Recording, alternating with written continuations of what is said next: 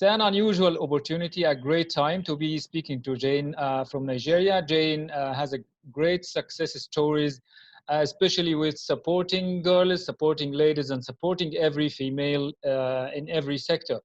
Jane, could you please introduce yourself and what do you do for business? Okay, so my name is Jane Egerton, Idehen, like you've said. I've spent close to 2 decades in the tech sector. I've been in the telecommunications sector. I currently manage the operations for a satellite company for West Africa. So I manage their West African operations, but I'm very passionate about having women in tech and young girls, start their careers in tech.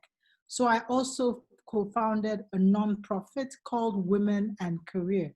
And definitely that's what we do. We support women in their careers and young girls to start one. I also wrote a book. In that book, I share my life experiences, my experience being a woman in tech, and I share tools and resources that will help people that want to take a similar journey or people that just know other women in a similar journey and they choose to know and see how they can also support them. That book is called Be Fearless, Give Yourself Permission to Be You. So that's a quick introduction about Jane. So my question is, like you say, the technical field lacks more women.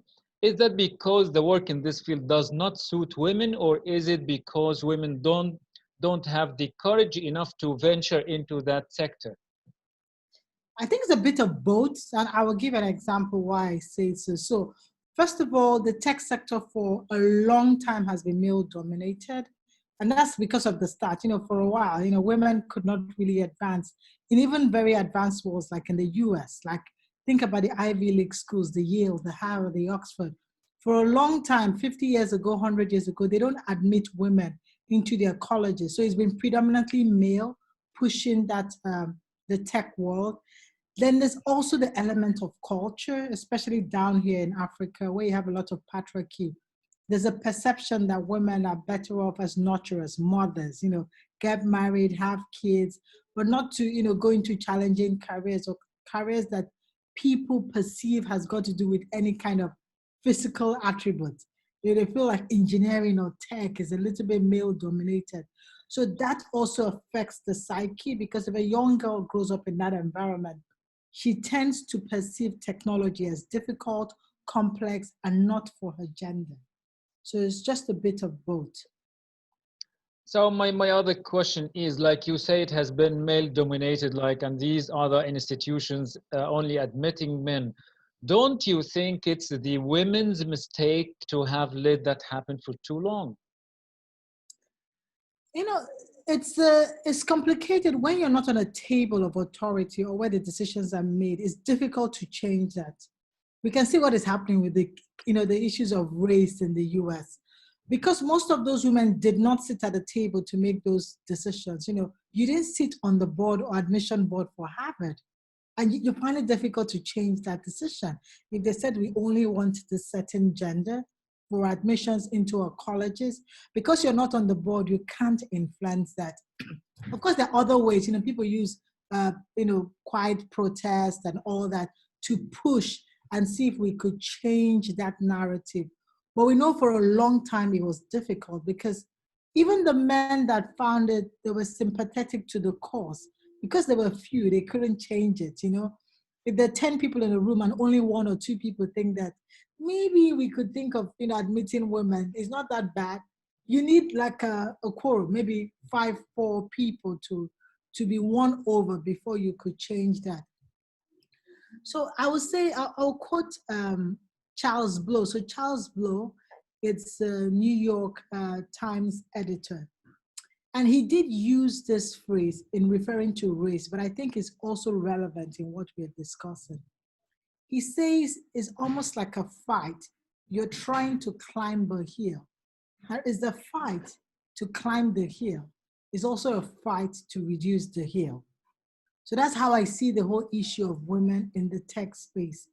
We want to make sure that as they climb that hill, we're making progress in having more women in tech, in science, in engineering. We're encouraging young girls. We're making sure we can have them, in universities.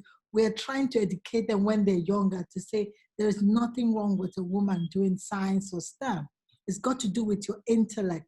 It doesn't have anything to do with your physical attributes. But we also have to make sure that the heel is reduced. And when I talk about heel, I'm talking about in the workplace. What are we doing to ensure that when women come into tech, we're ensuring that they can stay in tech? You know, when they have kids, are we doing things to ensure that if they have to babysit their kids, if they have to breastfeed their kids, if they have to do, you know, all these different attributes, how are we supporting them? You know, they have to go on maternity. Because we've been in the sector where we've had very few women, it's never been an issue. But if you want to have more women, you got to think about maternity leave, because women tend to go on maternity leave. You know, when they start having kids, they take all these leave days because they're going for immunization. Sometimes they're looking for a place in the office to breastfeed their kids. So those things start to become relevant. So my other question is, now you are giving a lot of support to women, girls and females. Do you think that you are putting the support in the suitable place, like you are supporting ladies to venture into this field? Uh, don't you think it's much better to put the support to the people who are suitable to the field, meaning this may not be females? So it's a catch-22. So there, I think in a certain way, you know, science is open for all. But what we are trying to address is the gap that we don't have the right representation in science. So putting out the support out there is not trying to address what we thought was the gap. And the gap was the fact that in a class of 100 students doing engineering, we have only 5 or 10 girls. But if I go to a class that is doing arts or creatives, I see the reverse. I even have like 70% girls. And if I really want to have representation, even in the industry, because it's important, because what do we do in science? In science, we solve problems. But we solve problems irrespective of gender, because the problem doesn't have to be tied to a gender. But it's good to understand the audience you're trying to solve the problems for. So we don't only solve problems for males. So we should make sure that when we are trying to solve problems, the people involved in solving problems are both males and females. But what we've just recognized is that we've seen a huge gap. Initially, for a long time, we saw it as a pipeline issue. So, you know, when it's time to recruit, maybe there'll be 10 men applying for the job and 1 woman, or 50 men and 1 woman. So it's almost likely that you would have to choose the best. And if the woman is not the best, we will have fewer women, fewer women, fewer women. But even now, we're seeing, even in the sector, to keep the women we have now recruited is also becoming a challenge. Once they start having kids and getting married, they start to leave. So that is now another issue we're trying to address. So we're only addressing it because there is an issue. We saw a gap. If there wasn't a gap, there will be no need to address it. Because I believe that everybody should have a chance to chase after their dreams, male or female. But I also recognize the fact that if we do see gaps, we should address it. Maybe in another 100 years, it will be reversed. Maybe we'll have more women and less men, and then we'll be forced to address it. We would have to now make sure we have more men coming to do tech. So I think we're just trying to address a gap. It's not an issue of there's a preference for a certain gender. Because I have kids, I have male and female kids. And I want each of them to see that for whatever they want to desire, whatever dreams they want to chase, they are capable in themselves. It has nothing to do with their gender. It's got to do with their intellect, their mind, you know, their capabilities up there. But when we start to see the gaps, we want to address the gaps.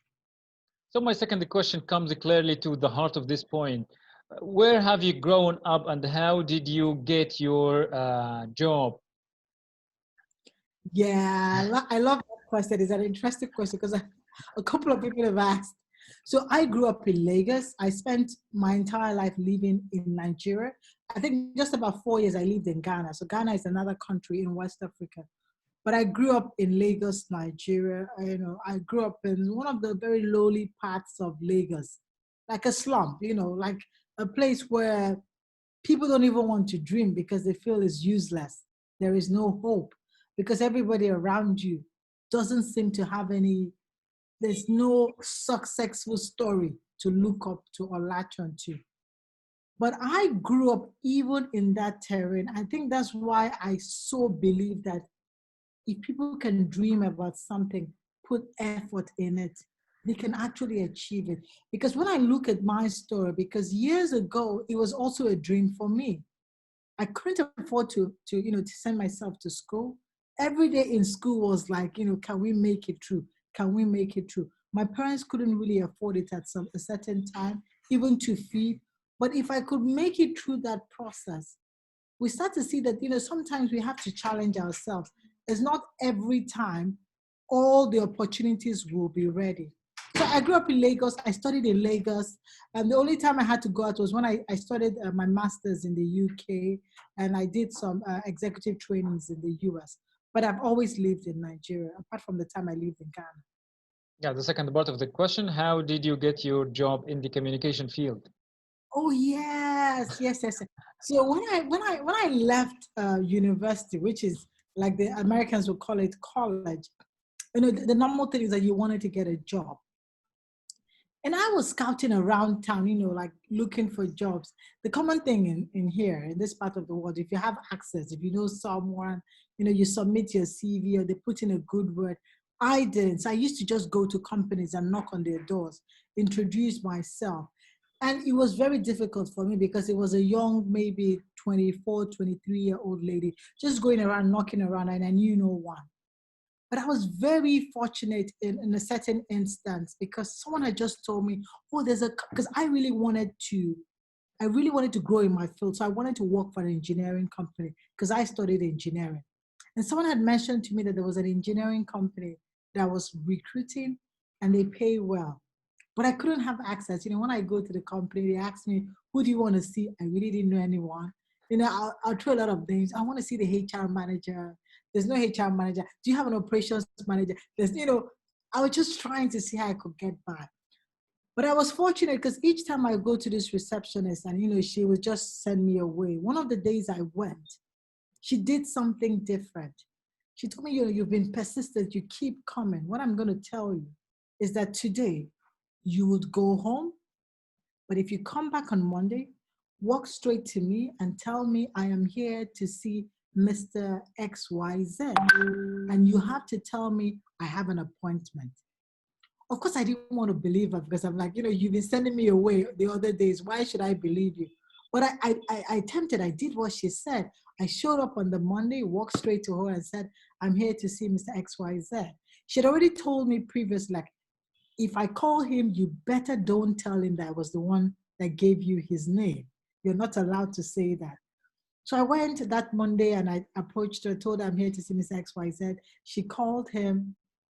He was baffled. He was like, how did you know my name? Who are you? Who sent you? How did you get my details?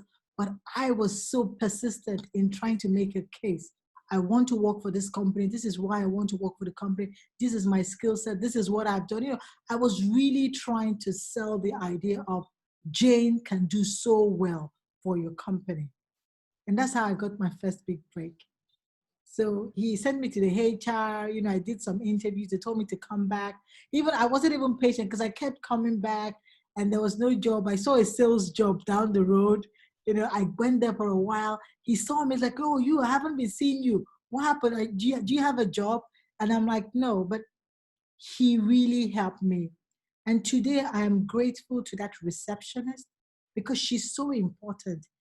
If she didn't take a chance on me, if she didn't risk, because that's what she was doing, she was risking her name, her credibility to say, maybe this young girl needs a break. And I also am grateful to that man that didn't know me from Adam, but he was listening to me making a case and thought he should give me a chance. So I'm grateful to those two people. Yeah, great. What challenges have you faced in your job? I have faced, you're growing your career over, this is like 19 years plus, you would have all kinds of challenges, but they do change. In the earlier part of my career is trying to understand how to collaborate, work with others, how to climb the career ladder, skill sets are required, how to get mentoring, how to get support. But as I start to advance, I found out it wasn't all about skill set and competence, because after a while I kind of plateaued and I couldn't get out of that plateau. Those challenges became eminent, that some of them were gender related, because people will make comments like, you now you're married, you've got kids, maybe you don't want this kind of job. And I was shocked, because that's the job I wanted.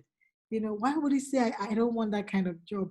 You shouldn't make that call on my behalf. You should give me a chance to make that call. So there was that whole phase of trying to fight the bias that once a woman is married and she has kids, she has no desire to want to grow her career, which is wrong. Then they're not related. Everybody's different. Maybe some people want that, not everyone. So those challenges were also there, and I had to face that. At some point, it was just even managing people and growing while doing that, because I had to face some challenges as well. Because as a young manager as well, I was trying to understand how to read people. And that is so important. You come into a job, you were promoted because of the skill sets you have. It doesn't mean that the next role, you have all the skill sets. Like someone would say that you're promoted to the point of your incompetence. You might come onto this new promotion and find out that you don't have all the skill set required. And now you have to go and seek them. And as I began to climb, I realized that not all the skill set you can get from going to a training. Some of those skill sets, you need coaching, you need mentoring. They're not things you can read in a book. They're things that people that have experienced would have to share with you, or people that can guide you to understand yourself. Because I have realized that we are all different. You can't replicate something by doing exactly what someone does, because you have your own style. You have your own strengths, your own weakness.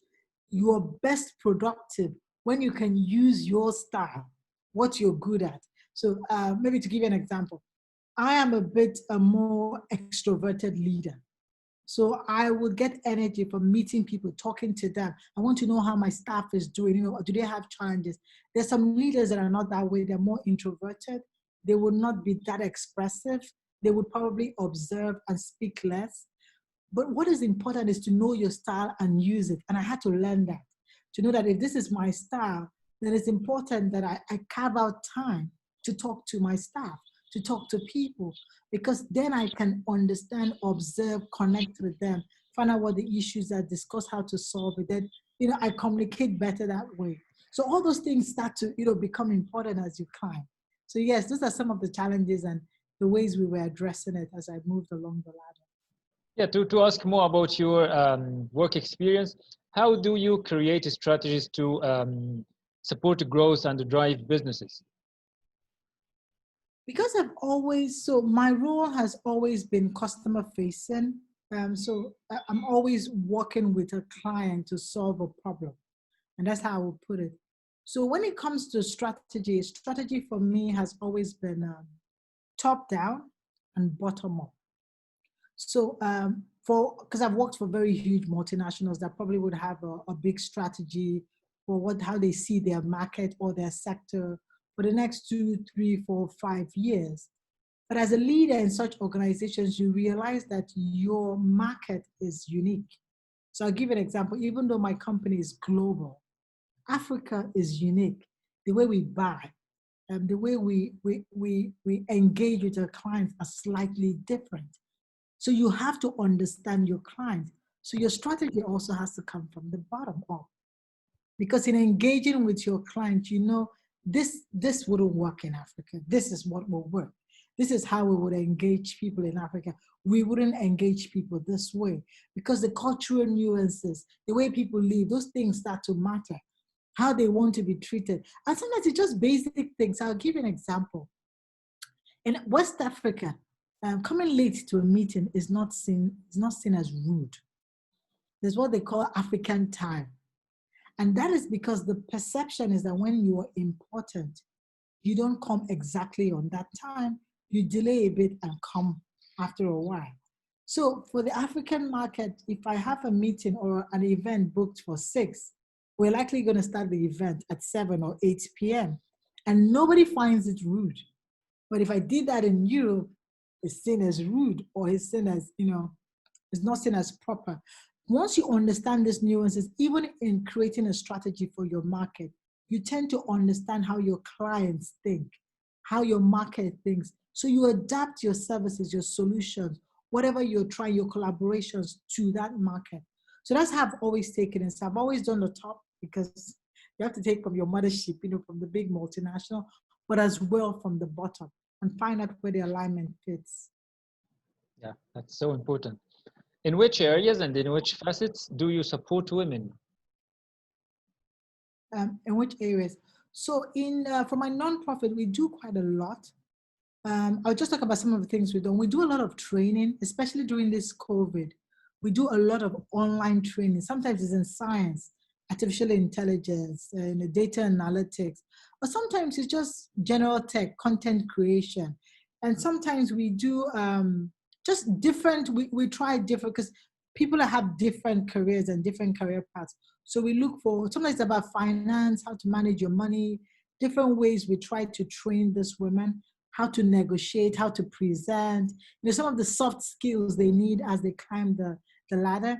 And sometimes we do mentoring as well. So sometimes we engage with undergraduates in the universities and we do a mentoring session. We did one for Ghana for like a year because we want to help them understand themselves, their strengths, and how to pitch their value, how to talk about their value when they're getting into corporations, how to start that whole career journey, what they should be thinking of, and how they should plan it. So we do a lot of mentoring in that sense.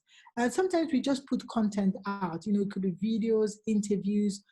We speak to other people, male or female, that have actually, taken a certain path, and they share their experiences, their success stories, their challenges, how they overcame them. And people get to, watch this content and learn from it, because those are also tools that would help you. We write a lot of articles on the platform on different topics. Every month we have a theme and we try to address it. So people can come to the platform and consume things that are quite educative as well. You have written a number of books. One, actually, I've written one. Yes. Yeah, well, what is it about? So Be Fearless, give yourself permission, like the name says. It's actually a memoir, but it shares a lot about my career experiences and things that I've learned, because I was doing that hoping that people can find tools and resources in that to help them as well. Because when you see how people navigate certain situations, there's some certain things you can learn and use in your own life. So I did Be Fearless because I was really motivated to do that by my daughter. I have a daughter, and I was mentoring a lot of people, but I thought my daughter was very young at that time. She was like 3. But I thought, how best can I pass on this information to her? And that's how I started writing, because I thought I wanted to document some of my experiences so she could learn from it. And that's how the book came up, Be Fearless. But the book is basically what we are saying is that sometimes in life, to achieve your big, audacious goals and dreams, you have to be courageous. And that's what being fearless is. And courage for me is not the fact that you have it all, you know it all, you're not scared. Courage is just the fact that even in the midst of your fear, you can actually do something, just act. Because most times those things we do that are big and audacious, I talk about them in the book, it doesn't mean I wasn't scared. Sometimes I was scared, I wasn't certain, I wasn't sure, I haven't figured it all out, but I still decided to take a step. Just keep taking that step. And that's what Be Fearless is. And that's what we really want people to understand. And also you are a speaker. Yes, yes. What is your main message? So my main message is that, in total, we all have the capacity to change situations in our life we don't like. It could be the situation of your birth. It could be your career trajectory. It could even be your marriage. And sometimes we feel so helpless that we don't have any ability to do that. And what I like to do is challenge people to say, if you can be courageous enough, you can take those steps. You don't have to know it all, but you can, do something about it. And as you begin to take those steps and desire for information, you want to find knowledge, wisdom, you're looking for people that can share their experiences, people you can learn from, you start to get better and confident in trying to solve that problem. So that's my big message. And I say that even just beyond, because I also mentor. I speak a lot in like for startups, because I used to also own a startup.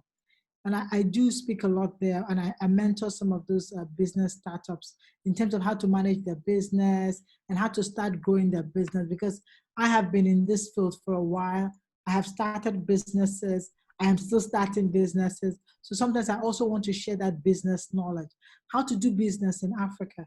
People say it's challenging. People say it's tough. But I think if you gotta get in the flow, like you were saying, how do you do strategy? If you don't imbibe yourself in the environment, it becomes tough. But when you imbibe yourself in the environment, you start to discover tools and ways you can maneuver, and you can set yourself up for success. Now it's your time. We want a speech for 2 minutes. So to your audience, so what I would really love to say to your audience, because it's something that's been on my mind of late, is, with the whole COVID, everybody was scared. Everybody was concerned. A lot of people were anxious. There's a tendency to want to put a pause on everything you're doing, because it's like everyone is waiting for it to be over, waiting for it to end, or waiting for it to go away. One thing that is true in life is that I think every day you wake up, you need to show up. And show up means that everybody has their potential. They have something in them that makes them different from the other person. You could call it your purpose, your calling, what you've been called for. Whatever it takes, you decide to call it. But you owe it, not just to yourself, but the generations behind you, to make sure you live up to it. And, challenges will come like COVID. Doesn't mean you have to put a pause. You have to find the courage to take one step at a time. And I say, sure. You need to show up every day. You try and do something. And as you keep trying to do something, no matter how little, it could be today you make a change here, you read a book, you get yourself, look at your goals, you do something you've always wanted to do. You get stronger and better in trying to get out of this whole everything is in a freeze, or we cannot do anything to change what is going on. So that is really, really my prayer for your listeners, is that no matter what, you make sure you show up. Make every day count. If you wake up every day and you have a breath and you're alive, make it count. Make it worthwhile. Yeah, that's a great speech. Okay, I have another question here. It's an important question for me. Okay, usually, let's say, yeah, men and women, like usually, don't agree, have fight something, and then when a woman is successful and she works in an international and global organization, she has a big image about herself, and then she starts to see the man as maybe her opponent or even an inferior. How do you deal with your husband, and do you let me say this, like do you see him as an equal, or like a superior member of the family, or an inferior member of the family? Well, in simple terms, I'll see him as my partner. Because one of the things I speak to women, and even when I talk to men, is the fact that it all starts before you get married, when you're trying to get to know each other, you're during the courtship, during the dating. That is a good foundation to set the tone. Because if at that time we're saying we're going to be partners in this, we want to support each other, the chances that when you get married, you actually try to do that. So it means that it's not every day I get what I want, and it's not every day he gets what he wants. Sometimes I have to give something to support him, and sometimes he also gives something to support me. But because we are so desirous to support each other, it becomes complementary. So it doesn't become a competition. But it doesn't mean that because we are willing to sacrifice that it's not painful. It is painful. You know what it is? It means that it might be something I really desire. But because at this time it's important that I support my husband, I would have to put it in the burner and like, okay, I can't work on this now. We all need to support my husband right now. So me, my kids, let's do what we can to support. It doesn't mean it's going to be an easy sacrifice. But once your partner appreciates that, you tend to see that he would reciprocate. So when I also have some big project or something that is causing me to really give my time to it, he is willing to support me and say, okay, you know what? We understand, you're working late or whatever. Everybody would support. We would, fill in the gap so that you can have time to work on it. Take, for example, writing the book. Writing that book didn't come easy. It meant for almost a year, I had to put my alarm clock, 4 a.m. I'll be up 4 a.m. I'll come back late. Sometimes weekends, I'm walking through the weekends, doing research, writing, rewriting. So you probably are not giving the time you would have loved to give to your husband and to your kids, but they all supported me. So now that I have the time, I want to be present, for everything they do. So that's why I say I see it more as a partnership. But I don't like to judge because I think everybody's marriage is unique. You have to really find out what works for you. This works for us because we both see ourselves as partners in trying to create something. So we are always supportive of each other. But you have to really find out what works for you. But I think the best time to have that discussion is before you actually get married. What if the woman succeeds after marriage? Does a woman's success mean the breakup of the relationship? If it's a relationship, it shouldn't. It shouldn't. If there's anything, it should be celebrated because it's us. Because if you make a woman man, it's like we're competing.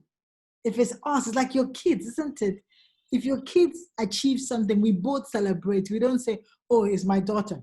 It's not your daughter, So that's how I see it, because it's a union we have decided to work together to achieve. So if I get a good, I get something that makes me very successful, it's for our benefit, unless I give them the impression that it's not for us, that this is my thing, which is really wrong. But if you see like, oh, this is for us, then everybody tends to want to celebrate. So sometimes maybe even the way you present it, if you say, oh, this is my thing, I did it, I achieved it.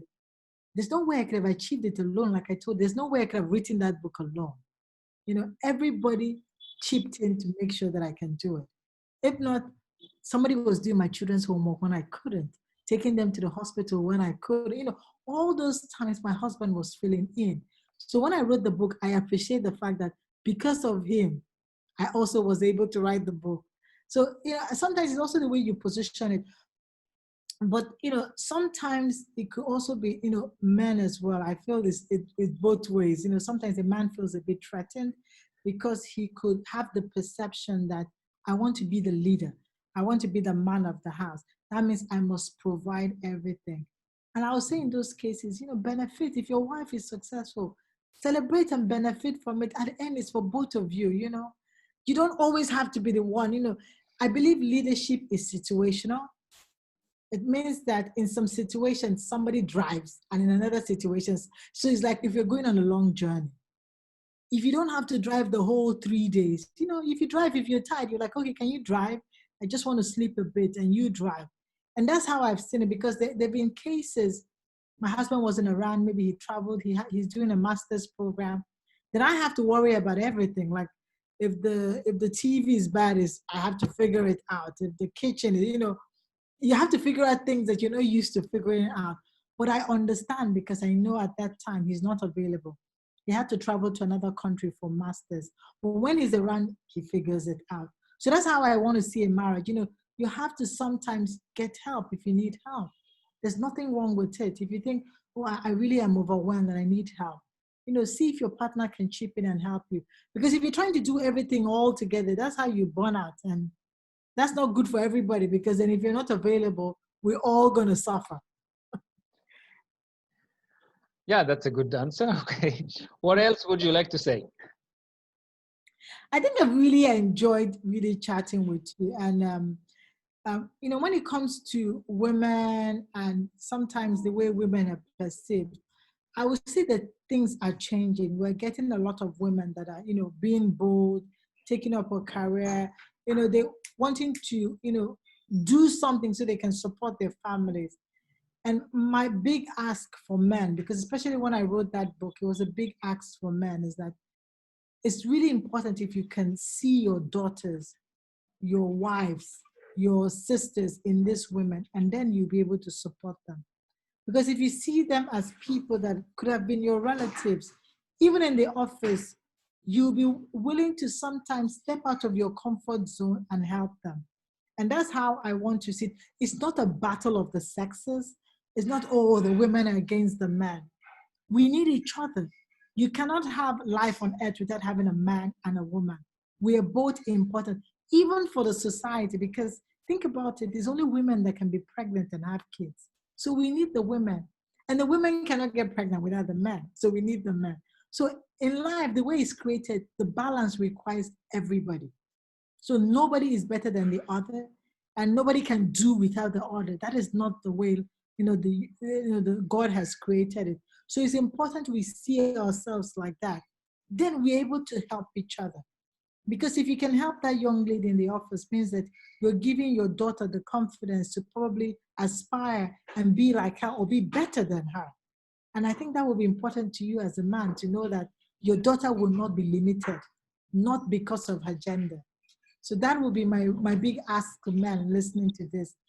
That is not a battle or a war of the sexes, but is a way of how can we make our society better? Make sure that people are involved. We are all working together to achieve and solve the problems. Because the problems are only not male, and they're not only female. They are male and female. If you want to solve problems with solar, problems with electricity, water, self-driving cars, whatever it is, it's not tied to a gender. So we all need each other to solve those problems. Yeah. It has been more than great speaking to you, Jane. I really appreciate these fantastic ideas and these fantastic efforts to support women and men sometimes in the future. And really thank you for your time and help, indeed. Thank you so much, Nour. I really loved having been in your session. I'm really honored to be here. It's great. It's really my honor, Jane. Thank you.